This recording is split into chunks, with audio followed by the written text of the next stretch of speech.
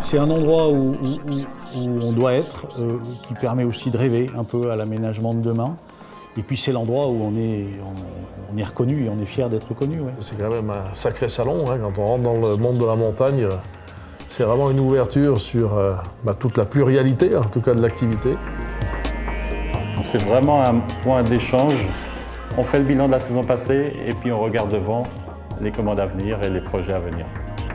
Souvent, quand les personnes me disent « Ah, on vient au prochain SAM », et ils se reprennent et puis ils disent « Ah non, Mountain Planet ».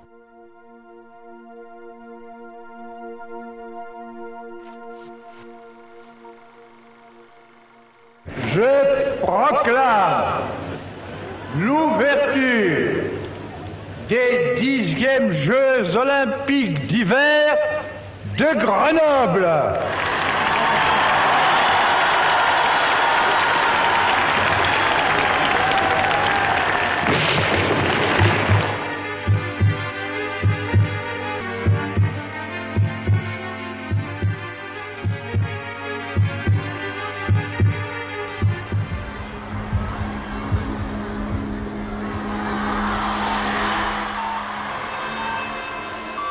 Les Jeux Olympiques de 1968, ouverts par le général de Gaulle, ont élevé Grenoble au rang de capitale internationale des sports d'hiver.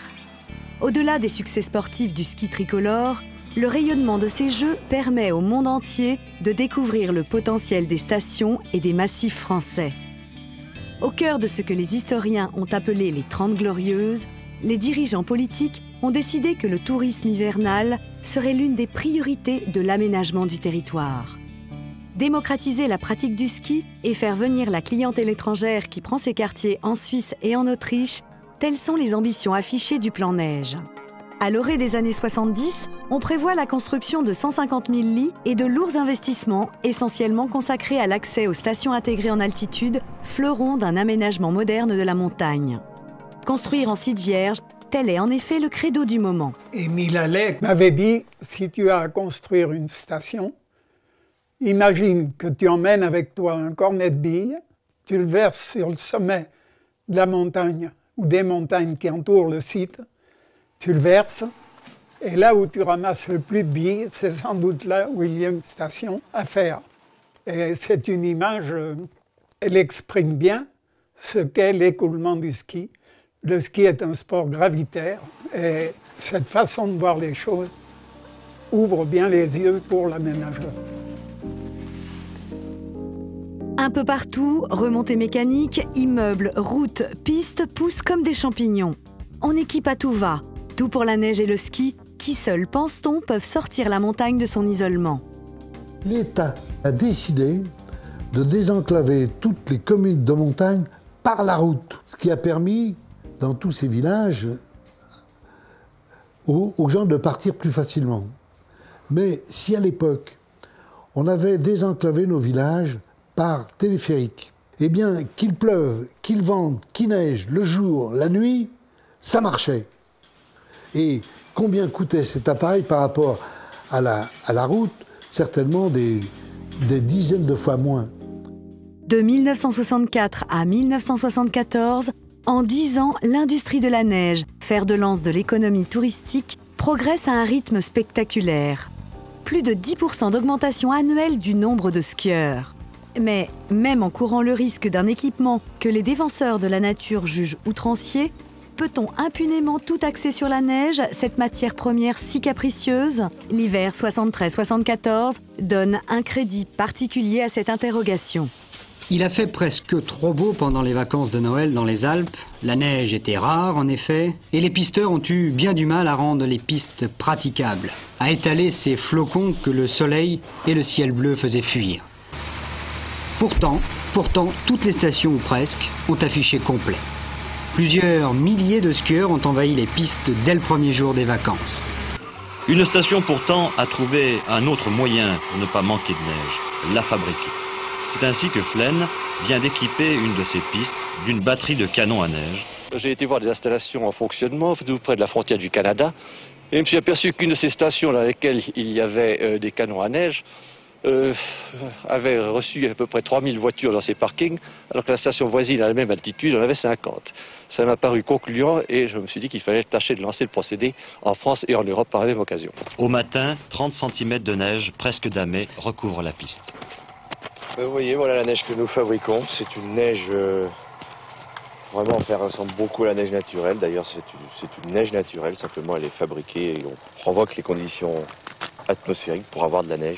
1973, 1974 sont des dates importantes. Les grandes stations ont été créées, de nouvelles petites unités ont vu le jour, mais par la suite, il n'y a plus eu, à partir de 1980, de nouvelles créations.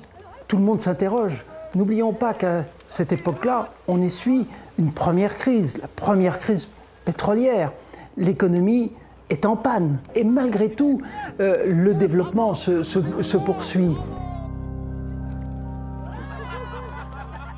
Vous avez profité du développement des stations? Bah oui, il ne faut pas dire qu'on n'est pas content.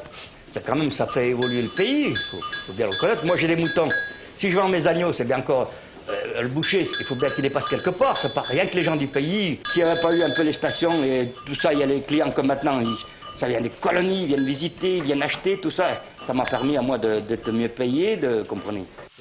C'est dans ce contexte mi-euphorique, mi-préoccupé que Grenoble lance le SAM, le Salon de l'aménagement en montagne. Dès la première édition, 150 exposants répondent à l'appel de Philippe Lamour, Raymond Koch, Paul Rambaud, Hubert Dubedou, Jean Roger, Jean Faure, Michel Lacroix, Jean Bacquart ou Michel Drapier, tous hommes de conviction. Leur slogan, l'homme et la montagne font le point. Leur ambition, un développement harmonieux de tous les massifs montagneux.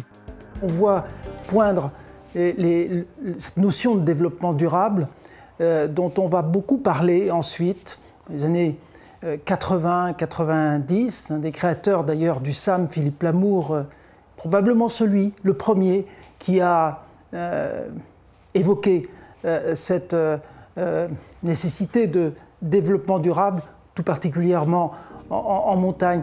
C'est ce que nous voudrions maintenant, c'est réunir tous ceux qui, à un titre quelconque, s'intéressent à la montagne, agriculteurs, artisans, touristes, skieurs, alpinistes et également les collectivités locales au premier chef, tout ce qui représente les divers intérêts de la montagne pour que les pouvoirs publics aient un interlocuteur qui représente toute la montagne et tous les montagnards. Le but du salon est justement d'essayer de réunir les aménageurs et ceux qui souhaitent un aménagement plus diffus, disons les responsables de l'agriculture. Nous souhaitons que la montagne s'harmonise, que la vie en montagne devienne facile, devienne tout au moins plus facile qu'elle ne l'est aujourd'hui. Sur 1/5 du territoire, il y a malheureusement très peu de personnes qui y vivent, puisque seulement 2,5 millions de Français vivent aujourd'hui en montagne. Il faut faire quelque chose pour la montagne. Quelques années plus tard, le président de la République de l'époque viendra à Vallouise et prononcera ce fameux discours de Vallouise. Finalement, l'endroit est bien choisi. Le président de la République s'exprimait là où on venait de créer le parc national des Écrins. C'est toute la montagne qu'il faut protéger pour lui permettre de mieux vivre. Et donc, sur ce point, je vous annonce qu'une directive nationale d'aménagement du territoire sera prochainement établie. Elle fixera notamment les nouveaux principes d'aménagement suivants. Ce fameux discours de Vallouise verra la mise en œuvre des procédures unités touristiques nouvelles. Là encore, développement durable, parce que ces unités touristiques nouvelles ont pour but finalement de réguler l'aménagement en montagne. Les SAM qui se sont déroulés jusqu'en 90 ont été une période de grande réflexion, qui a conduit d'ailleurs à la loi montagne de 1985. Une loi qui est absolument fondamentale. Nous avons été directement concernés par cette loi montagne qui a érigé l'exploitation des remontées mécaniques en service public. C'est pas rien. Les années 80 catapultent les sports de neige vers les sommets de la réussite populaire et en conséquence économique. Dans un contexte qui s'apaise, sans prise de bec entre les écolos et les aménageurs, une approche plus ludique fait la part belle aux nouvelles glisses. Dans la concurrence qui se durcit, la Suisse, l'Autriche et bien sûr la France soignent particulièrement leur image. Pour séduire la clientèle, tout est bon. Place à la communication et à un marketing de combat en direction des 60 millions de skieurs à conquérir à travers le monde. Dans un climat de plus en plus concurrentiel, le SAM est plus que jamais un passage obligé.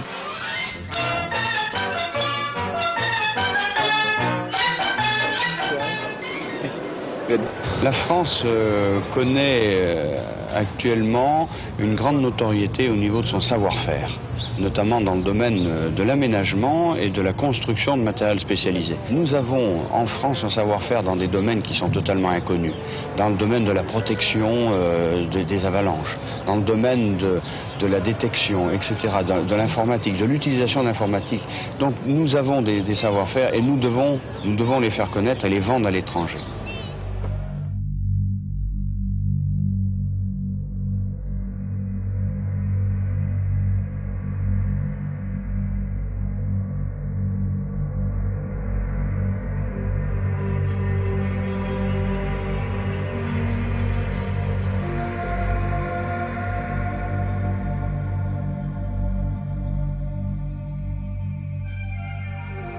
J'ai commencé il y a 10 ans, bon, il y avait de la neige, j'étais jeune, ça marchait bien. 10 ans après, il n'y a plus de neige. Le marché du sport d'hiver a stagné, bon, je me fais du souci. Alors arrêter, continuer, changer de métier, changer de station. Et c'est vraiment un dilemme, parce que moi je suis né ici, j'aurais bien aimé continuer à y vivre, et malheureusement, je suis dans le fait accompli, quoi. 89-90, effectivement, début de mon activité professionnelle, ça a été le marasme le plus total, puisqu'effectivement, nous n'avons pas eu de neige. On attendait à l'époque 12 à 13 millions de francs de chiffre d'affaires et la société a fait 2,6 millions. Sous-entendu, effectivement, la société était quasiment en dépôt de bilan. Les années 90, qui ont été ces années sans neige, sont vraiment des années charnières qui ont permis, que ce soit du côté des aménageurs, des exploitants ou des fournisseurs constructeurs que nous sommes, d'aller à l'essentiel et de vraiment reprendre pied sur nos stratégies et sur le sens de nos activités. Le défi le plus important que nous ayons relevé depuis une quarantaine d'années, c'est assurément celui de la neigeculture, qui nous a permis de pallier les aléas d'enneigement. Des aléas qui, en 1980-1990, ont menacé nombre de nos sociétés de remontée mécanique. Et je constate aujourd'hui que, grâce à cet enneigement, notre économie est d'une certaine manière sécurisée.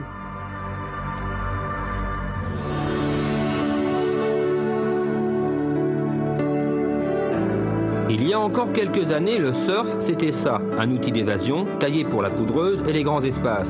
L'image a séduit, mais les amoureux de la nouvelle glisse ont rejoint maintenant le flot des skieurs sur les pistes damées.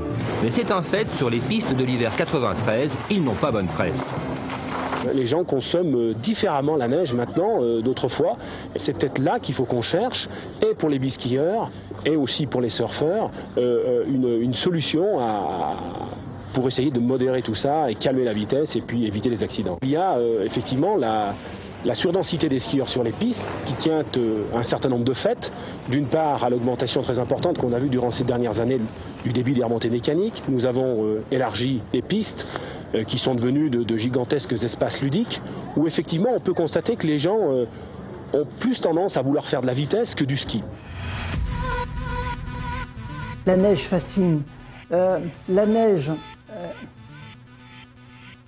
est le catalyseur en quelque sorte de l'économie de nos domaines skiables.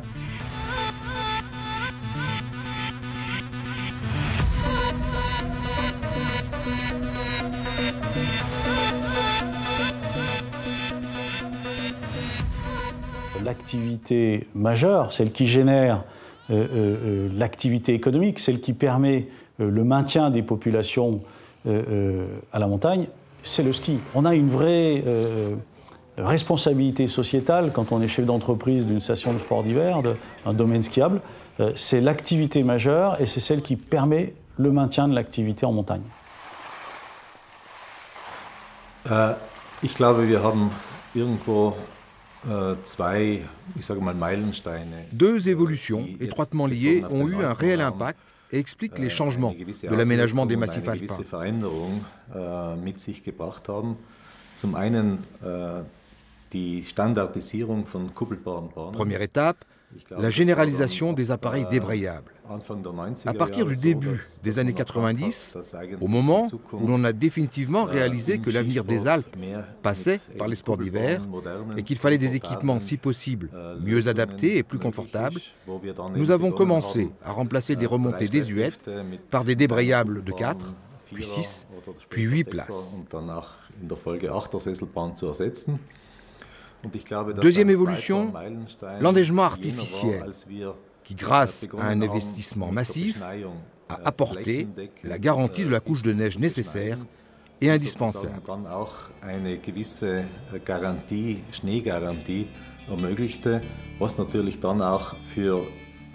En effet, à partir du moment où l'on peut fabriquer en quantité et en qualité raisonnable de la neige, c'est la quasi-assurance que l'on pourra skier 100 jours par hiver et qu'ainsi nos hôtes viendront profiter de notre domaine skiable, que les hôtels ou les lits de la station seront occupés au moins 100 jours par an.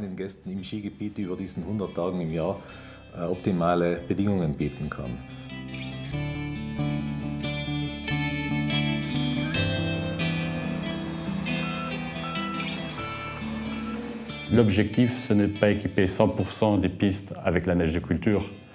L'important, c'est de pouvoir sécuriser l'ouverture de la station, de chaque remontée mécanique, de permettre aux exploitants de vendre le forfait pour leurs clients, permettre aux clients de venir skier sur une partie importante de la station. Mais les stations en Europe sont déjà effectivement assez bien installées.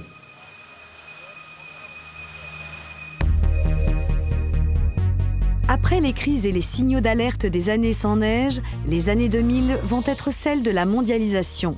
Le ski, le snow business, ne connaît plus de frontières.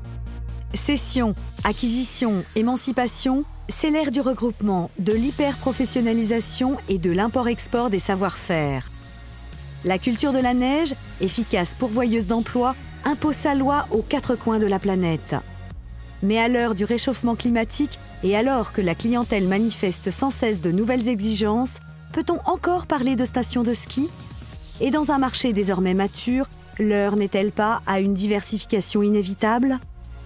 Globalement, c'est une réussite parce que je pense qu'on a développé le tourisme en montagne, on a permis à des régions complètement déshéritées, je pense à la Savoie.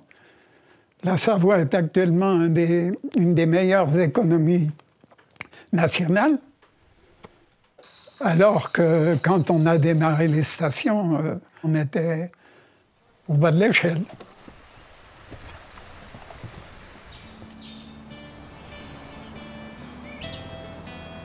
Quand on se retourne sur les 10 années qu'on vient de passer, il y a eu énormément d'évolutions. Moi, je pense qu'on est en perpétuelle évolution vers le confort des gens, vers leur bien-être, vers le côté bruit, par exemple, qui est bien travaillé, le côté esthétique des choses. Enfin, honnêtement, le côté qui est plaisir d'être là où on est, de goûter à des bons moments. Pas de stress.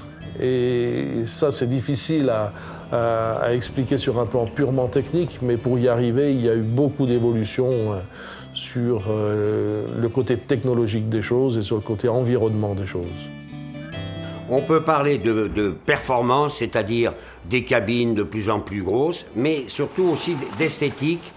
Il y a l'esthétique des véhicules, ce qui fait que souvent des installations se singularisent par la qualité du design de leur cabine. Il faut reconnaître qu'on est arrivé maintenant vraiment à une technique au point. Il ne faut pas avoir peur de dire qu'une station de montagne, une station de sport d'hiver, puisse devenir une station de loisirs au sens large du terme. Les clients que ce soit d'ailleurs à la journée ou en séjour, viennent dans un environnement pour éprouver un certain nombre d'expériences et de sensations, dont le ski est un élément majeur, mais pas uniquement le ski. Et donc, moi, je n'ai pas peur de dire que aujourd'hui, les stations de sport d'hiver doivent faire feu de tout bois pour diversifier leur offre, pour intéresser une clientèle plus large et en tout cas ne pas ringardiser le ski. On ne va pas voir le Luna Park à la montagne parce qu'il y a des valeurs, même la clientèle vient à la montagne parce qu'il y a un environnement, parfois connotation traditionnelle, très clairement. Pour autant, une activité reste une activité de loisir. Que ce soit une tyrolienne, que ce soit un centre de remise en forme, que ce soit un manège, on est très loin du ski. Pour autant, on voit que quand c'est correctement organisé, présenté, ça s'intègre totalement dans notre produit montagne.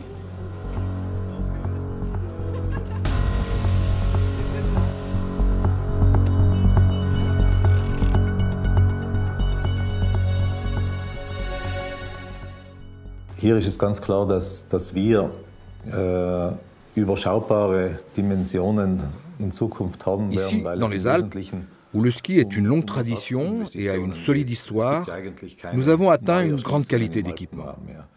Il est clair qu'aujourd'hui, alors qu'aucune nouvelle station ne se crée, on investit surtout dans le remplacement ou l'amélioration de l'existant. Autre tendance chez nous, les liaisons entre les stations autour d'un domaine skiable commun. Elles ont ainsi plus de chances de survivre en unissant leurs forces. Il est primordial que les pouvoirs publics encouragent les petites stations à se mettre ensemble. Leur avenir passe par là.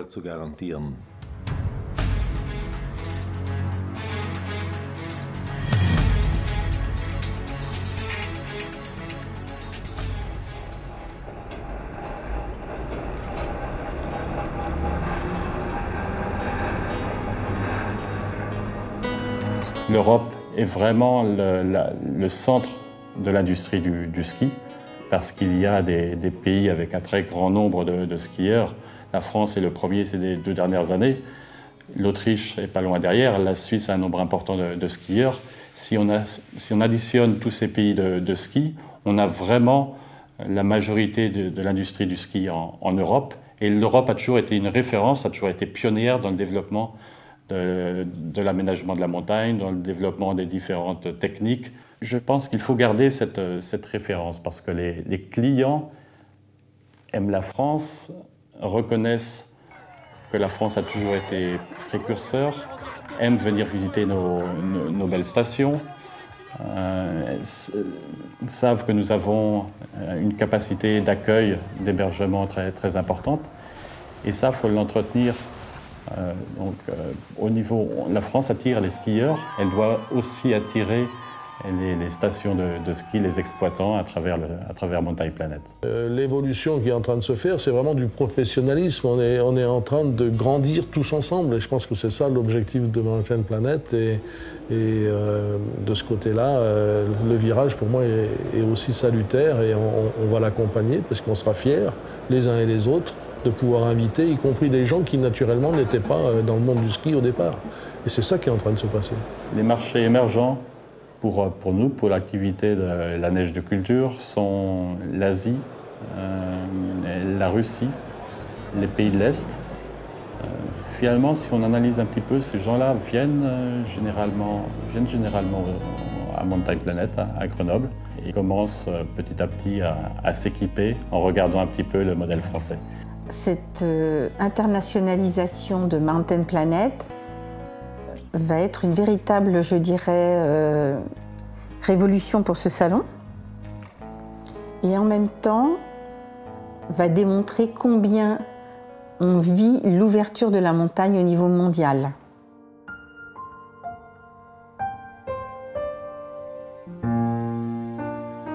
Je trouve que le transport urbain tel qu'il est proposé aujourd'hui par certains grands constructeurs c'est l'avenir. Cet avenir, en tout cas, il s'impose de lui-même.